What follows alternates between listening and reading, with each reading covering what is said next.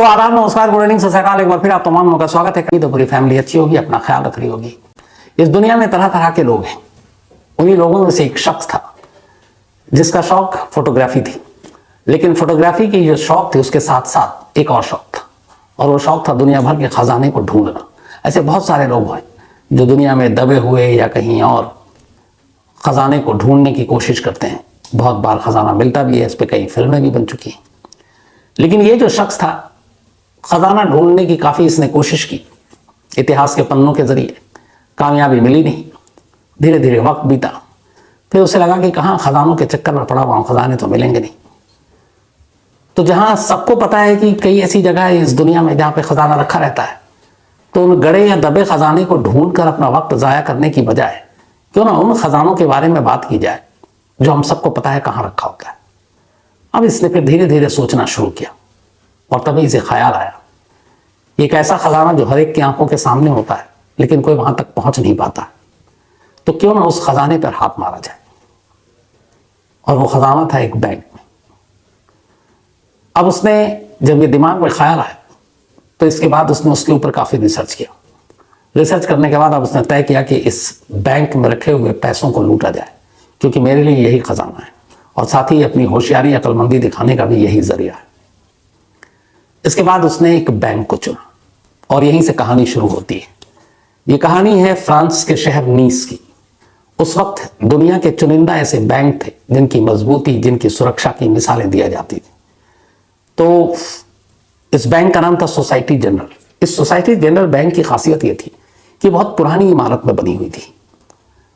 इसकी सुरक्षा ऐसी थी कि वो गार्ड या इंसानों पर भरोसा नहीं करते थे, वो बिल्डिंग, इमारत, दरवाजे, उसकी मजबूती पर भरोसा करते थे। तो इस बैंक में एक बड़ा सा मेन गेट था, उसका वजन ही करीब 20 टन था। उस 20 टन के दरवाजे को हर दिन जब बैंक सुबह खुलने का वक्त होता तो लोग आते, कर्मचारी आते, बैंक के स्टाफ आते। तो जो टाइम होता कि अगर सुबह 9 बजे बैंक खुलेगा, तभी उस बैंक के मेन गेट को खोला जाता, और फिर अंदर लॉकर और बाकी सारी चीजें होती। इस बैंक की बिल्डिंग दरो दीवार ऐसी थी कि दीवारों में भी लोहे लगे हुए थे, तो दीवारों को भी भेदना आसान नहीं था। कोई रोशनदान नहीं, कोई खिड़की नहीं, कोई और ऐसी चीज नहीं, मतलब एक छोटा सा भी रास्ता जिससे आप बैंक के अंदर दाखिल हो सके।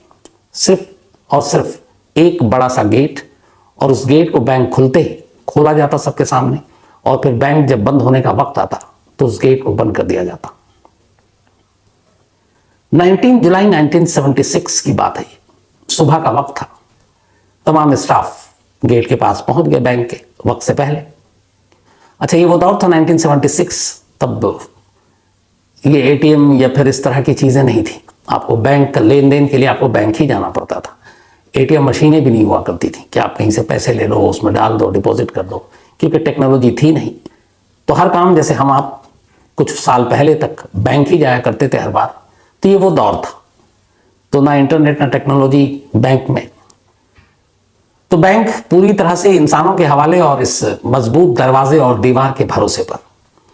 19 जुलाई 1976 की सुबह बैंक खुलने का वक्त हुआ। तमाम स्टाफ पहुंच गए। अब जिसकी जिम्मेदारी थी उस बैंक के ताले को खोलना, वो उस वॉल्ट यानी दरवाजे को खोलता है, लेकिन दरवाजा खुलता ही नहीं, बिल्कुल जाम। दोबारा कोशिश करता है, नहीं खुलता है। करीब 10-15 मिनट हो जाते हैं।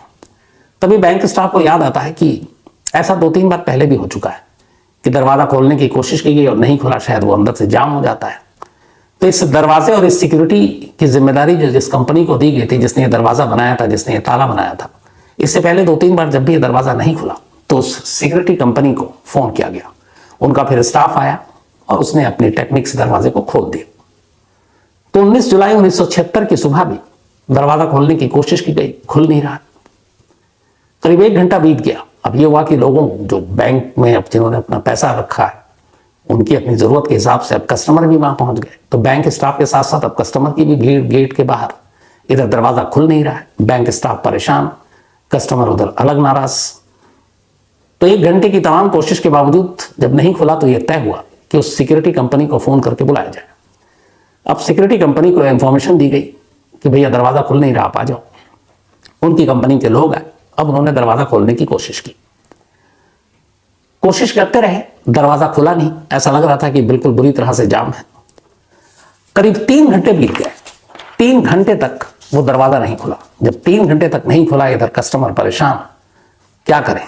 तो फिर ये तय हुआ कि दरवाजा वैसे तो खुलेगा नहीं, दीवार भी इतनी मजबूत है, टूट सकती नहीं।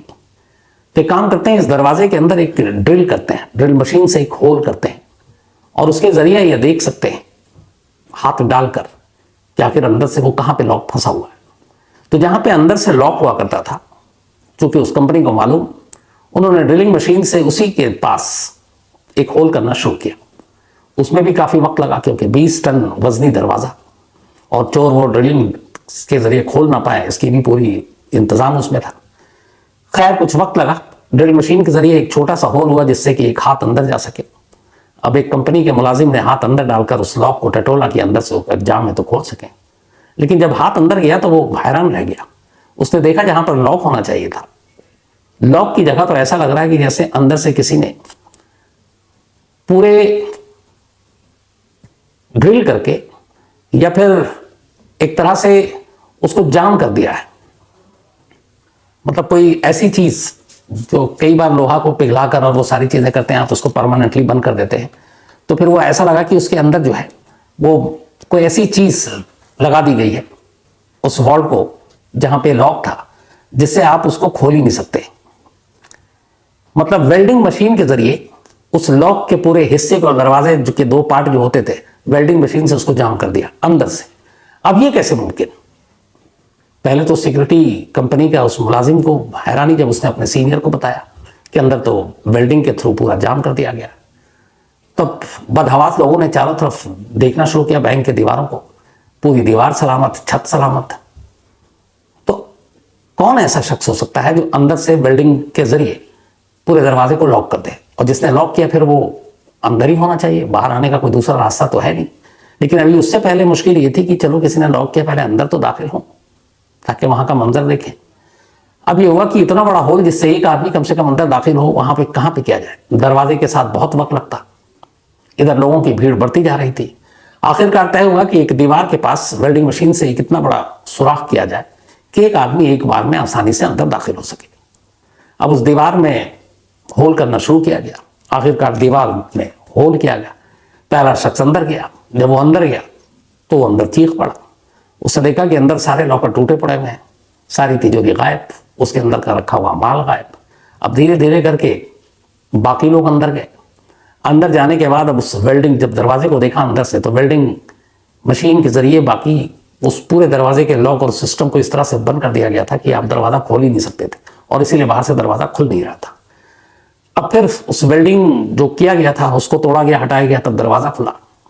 अब अंदर जब उन्होंने देखा कि सारी चीजें लुट गई हैं, और फिर उनकी नजर पड़ी बैंक के अंदर, अंदर कोई शख्स नहीं, एक गड्ढे पे बहुत बड़े। अब उन्होंने उस गड्ढे को देखा तो लगा ये कुछ सुरंग टाइप। अब यहां से पुलिस की एंट्री होती है, फौरन पुलिस को खबर दी जाती है, पुलिस पहुंचती है, पुलिस बैंक का मुआयना करती है।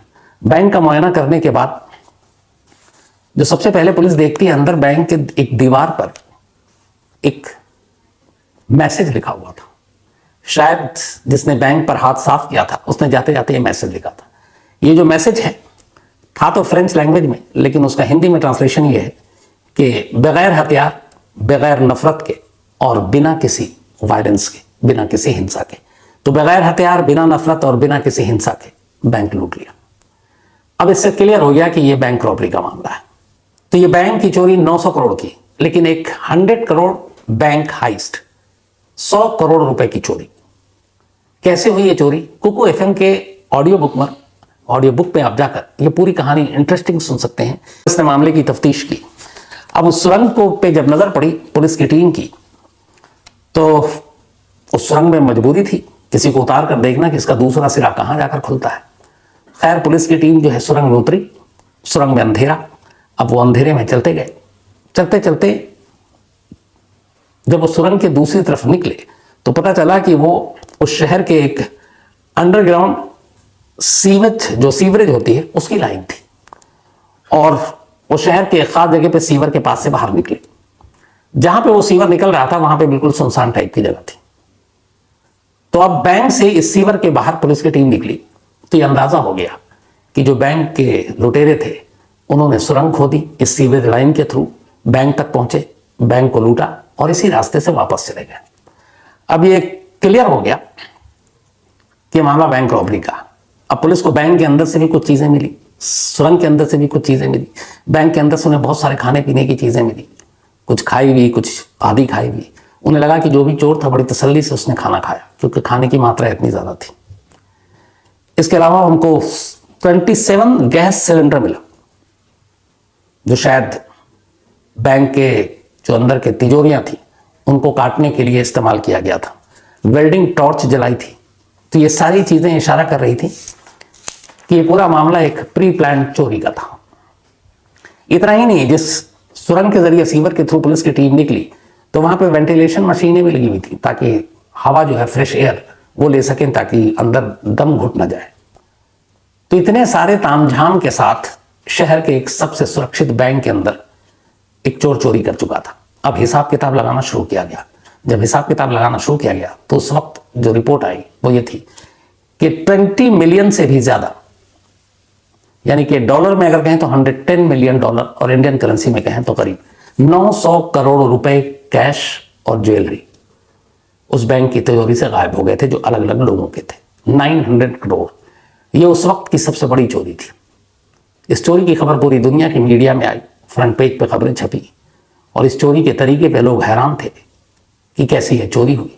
अब पुलिस के ऊपर, फ्रेंच पुलिस पर दबाव कि इस चोरी के केस को सुलझाएं। फ्रेंच पुलिस ने अपनी स्पेशल टीम बनाई, लोगों को लगाया। 3 महीने बीत गए, 3 महीने तक कोई जानकारी नहीं मिली। अब अक्टूबर का महीना आ गया, अक्टूबर 1976। पुलिस अब भी कोशिश कर रही है 900 करोड़ रुपए के चोरों को पकड़ने की, और हाथ खाली है। 3 महीने के बाद अक्टूबर 1976 में एक लड़की अचानक एक पुलिस स्टेशन में पहुंचती है इसी नीस शहर के, और वहां जाकर कहती है कि मुझे इस बैंक चोरी के बारे में जानकारी है। अब पुलिस को और क्या चाहिए? उसने कहा कौन किया? वो एक शख्स का नाम बताती है, कहती है कि वो मेरा बॉयफ्रेंड है, और मुझे कल ही पता चला उसकी बातचीत से, उसके पास काफी अचानक पैसे आ गए कि उसने इस बैंक को लूटा है। तो मेरा एक शहरी के नाते फर्ज है कि पुलिस को इन्फॉर्म करूं। पुलिस ने उसको थैंक्स बोला और फिर उसका नाम पता हो लिया, सब जगह लिया, और कुछ घंटे के बाद ही, 3 महीने के बाद, इस बैंक की चोरी का पहला चोर पुलिस के शिकंजे में था। अब पुलिस ने जब उसको पकड़ा, उससे पूछताछ की गई, तब उसने अपने बाकी गैंग के लोगों के नाम बताने शुरू किए। जब सारे गैंग के लोगों को पकड़ लिया तो पुलिस हैरान थी, क्योंकि वो सारे छोटे मोटे चोर थे, छोटे मोटे गिरोह चलाते थे। पुलिस यकीन नहीं कर पा रही थी कि इतनी जबरदस्त प्लानिंग के साथ इतनी बड़ी बैंक की सुरक्षा को भेदते हुए उस बैंक से 900 करोड़ रुपए की लूट इन छोटे मोटे चोर उचक्कों का काम नहीं है। पुलिस अब उन सारे लोगों से बार बार पूछती रही। आखिरकार फिर उस गैंग के 1-2 लोगों ने अपना मुंह खोला और उन्होंने कहा कि असल में हमारे इस गैंग का जो मास्टरमाइंड है इस चोरी का, वो कोई और है, और वो अभी हम में से नहीं है, पकड़ा नहीं गया। किसी ने भी अपने मास्टरमाइंड और इस गैंग के सरगना का नाम नहीं लिया था। उन 2 लोगों ने ले लिया। नाम पता चला अल्बर्ट स्पाजियारी।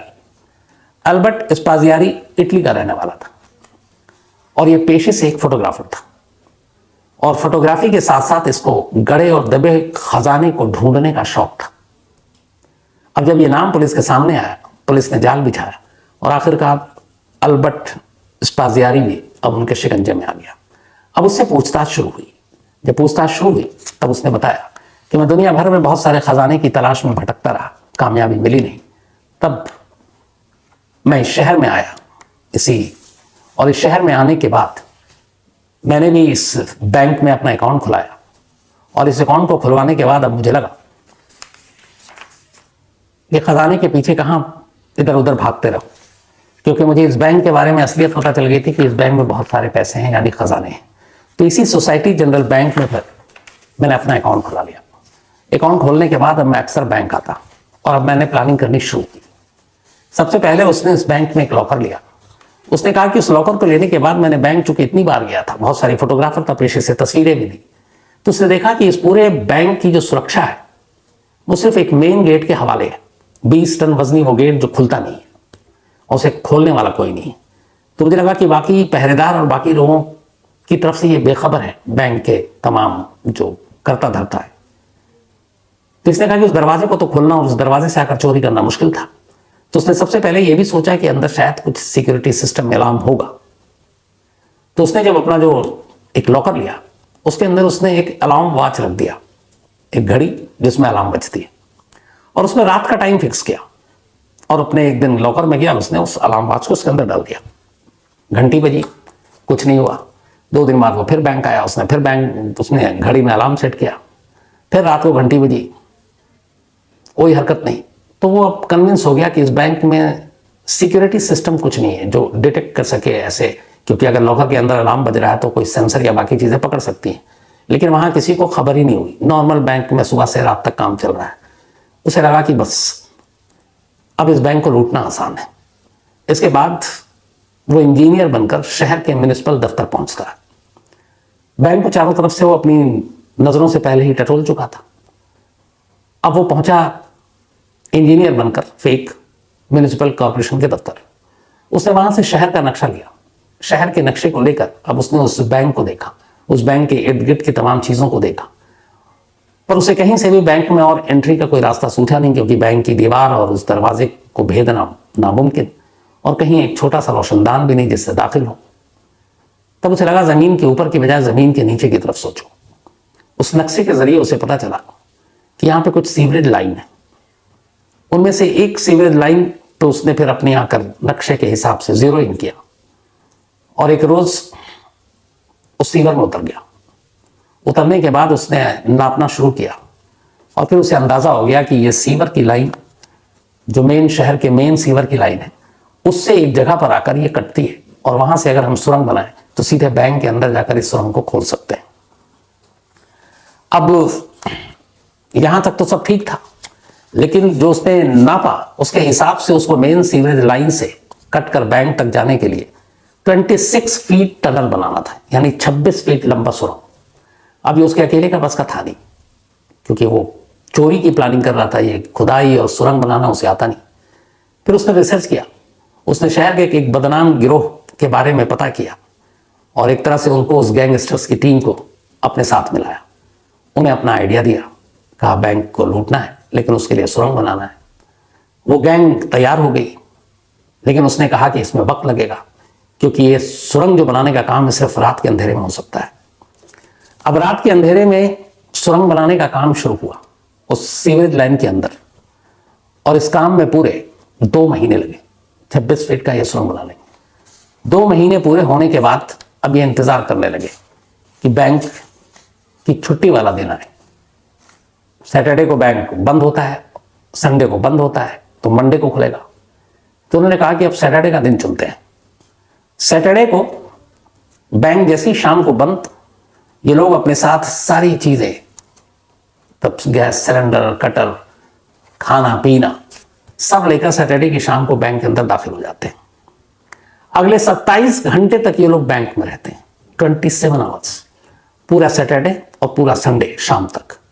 वहां जाने के बाद हर एक लॉकर को तोड़ते हैं तसल्ली से, लंच भी वहीं करते हैं, ब्रेकफास्ट भी वहीं करते हैं, डिनर भी वहीं करते हैं। सब करने के बाद एक वेल्डिंग मशीन से जो मेन दरवाजा था उसके अंदर से उसको बंद कर देते हैं, ताकि अगर ऐन वक्त पे कोई बैंक में आना भी चाहे तो अंदर ना आ पाए, और बैंक में दाखिल होने का दूसरा कोई रास्ता नहीं था। इस तरीके से इसने ये सारी लूटपाट की, लेकिन एक गैंग मेंबर की गर्लफ्रेंड ने पुलिस में भांडा फोड़ दिया और ये सारे लोग पकड़े गए। तो अब ये साहब भी पकड़े गए, मास्टरमाइंड।